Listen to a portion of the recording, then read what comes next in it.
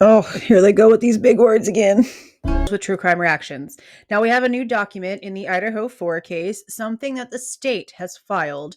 Now I have no idea what interlocutory means when it comes to this motion that's apparently being filed and sealed and whatnot, but we're going to go over the two little small documents and then we're going to learn something together.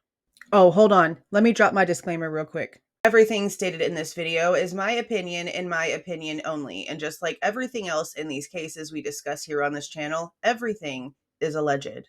Okay, now we can go over the document. So as you guys can see, we have two documents, but they're pretty much the exact same thing. Now, I am just not too positive, okay, what this interlocutory word actually means. We're going to go through the definition of it, and then I found a little video on YouTube from a legal channel, and it kind of gives a rundown. There's a couple little fragments of that video that we're going to go over together. I'm going to show it to you here, and hopefully it'll help us understand what's going on a little bit more.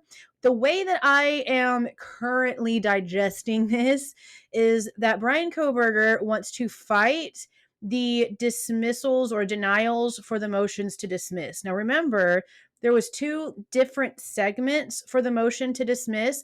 One was having to do with grand jury instructions, and the other one was more personal, like the exculpatory evidence not being presented, prosecutorial misconduct, things like that. Now, as you can see here, it's just very sweet and short. Okay, this is literally just, this is it. This is the whole document right here. And all it states is Bryan C. Kohberger, by and through his attorney, Ann C. Taylor, public defender, and hereby moves the court for an order to seal the defendant's motion to reconsider orders, denying motions to dismiss indictment, and in the alternative for permission to appeal from interlocutory orders and a stay of proceedings filed with the court on December 21st of 2023. Now, there's nothing actually filed. We have this thing for scheduling order where the state was just asking, and we went over this, the state was asking for the court to schedule the actual trial to commence summer of 2024, but nothing has officially been scheduled yet. So whenever this document posted, I'm a little bit confused on a number of things, especially whenever we go through the definition of what interlocutory actually means. Now, I'm going to show you the next document. It's literally just them confirming that whatever it is that Bryan Kohberger filed when it comes to this whole thing is completely sealed, because they want us to know what's going on, but they don't want us to know what's going on. Now, I went in here and I typed in interlocutory motion meaning so that we got the more specific definition for what it means in this kind of situation. And it reads the following. Interlocutory motion refers to a motion made during the course of litigation that is not final. And that was what I was really confused about at first. We got the actual paperwork for the motions to dismiss being denied sometime last week. We went over these documents together here on this channel. So I'm going to assume that that doesn't mean that the motion to dismiss would be the final part, that it's talking about not being final. I guess it means the actual charges themselves. Let's continue. Interlocutory actions are taken by courts when a question of law must be answered by an appellate court before a trial may proceed, or to prevent irreparable harm from occurring to a person or property during the pendency of a lawsuit or a proceeding. Interlocutory proceedings focus on the rights of the parties regarding the trial, including issues such as applications for extension of time, ordering a party to follow the court's directives, or applications for temporary relief before the final decision. Now, see, that's the part that makes sense to me.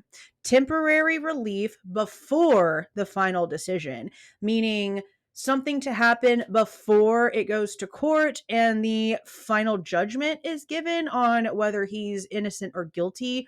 At least that's how I'm taking it. Now, I don't know. I'm not a law person. I'm sure there's going to be several different channels out there that have a more specific definition for what this is. I'm just trying to figure this out on the layman's side. Now, I found this little video from Legal U. It is a YouTube channel, and I'm going to have a link for this video in the description box. But these are the definitional statements that I found in their video when it comes to this term that I found to be helpful. Sometimes rulings need to be addressed before the end of the game. In football, we call this an instant replay. When a ruling is challenged before the trial court enters an appealable judgment, this is called an interlocutory appeal. Interlocutory is a fancy legal word for to speak between. An interlocutory appeal is when a ruling is reviewed by an appellate court before all claims are resolved for all parties involved. Now, again, if you want to learn more about what they're claiming here, I'm going to have the link for this in my description box, but I found it pretty helpful because I'm trying to understand exactly what's going on here. Now, in the gist of things, the basis of this is that Bryan Kohberger is just wanting to fight the fact that the motions for dismissal were actually denied.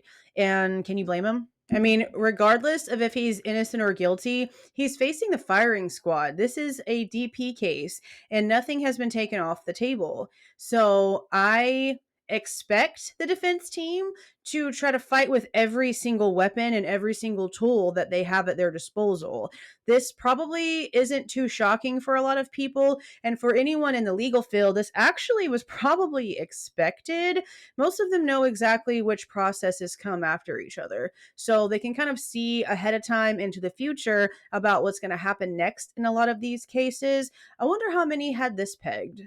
But I don't really know how the whole Court of Appeals, aka appellate court, thing actually works. Does that mean that it goes in front of another judge? Because Judge has already decided that this is a no-go. So does that mean that this entire thing goes in front of Judge again, with them, I guess, assuming or maybe hoping he's going to make a different decision? Or does this go to like the Idaho Supreme Court? I just I don't know how that kind of stuff works, but I'm sure that we're going to find out soon enough. But I guess that's it for this update. And we're just going to have to see how this goes eventually, if it goes anywhere at all, because this document is also asking for a stay in proceedings, a pause in literally everything, which they've already given him one stay. Who approves this? Are they expecting Judge to approve this after he's already denied the motions to dismiss? Again, I don't expect the defense to just like sit back and take every single answer for what it is. It's expected for them to fight, right? But what's the steps for this whenever the judge presiding over the case has already said no go? Sorry, we're going to trial. I don't know. I guess we're going to find out. But that is it, you guys. If you liked this video, please do not forget to leave a like on your way out and subscribe to the channel if you are not subscribed already. See y'all.